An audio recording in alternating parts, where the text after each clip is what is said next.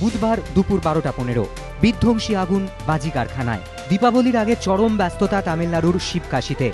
জোর কদমে কাজ চলছিল মুধালাইপট্টির ওম শক্তি বাজি তৈরির কারখানায়। দুপুরে হঠাৎই আগুন লাগে কারখানায়। নিমেষে ভয়াবহ আকার নেয় আগুন। কালো ধোঁয়ায় ঢেকে যায় গোটা এলাকা। দুর্ঘটনার সময় কারখানায় প্রায় 300 জন কাজ করছিলেন বলে অনুমান। কারখানার 48টি ঘর ভেঙে পড়লে আটকে পড়েন বহু শ্রমিক। তাদেরকে উদ্ধার করে হাসপাতালে নিয়ে যান স্থানীয় বাসিন্দারাই। পরে দমকল এসে উদ্ধার করে দগ্ধ দেহগুলি। মৃতদের মধ্যে বেশিরভাগই কারখানার শ্রমিক বলে জানা গেছে। বাজির মশলার রাসায়নিক বিক্রিয়া থেকে আগুন লাগে বলে অনুমান দমকলে।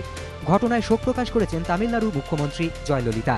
মৃতদের পরিবার পিছু 2 লক্ষ টাকা আর্থিক সাহায্য ঘোষণা করেছে তামিলনাড়ু সরকার। গুরুতর আহতদের 25,000 ও অপেক্ষাকৃত কম আহতদের 10,000 টাকা সাহায্য ঘোষণা করা হয়েছে। শিবকাশিতে অগ্নিকাণ্ডের ঘটনা এই প্রথম নয়। চলতি বছরেই শিবকাশিতে 4টি বিস্ফোরণের ঘটনা ঘটে, 5 জনের মৃত্যুও হয়। এবিপি আনন্দ।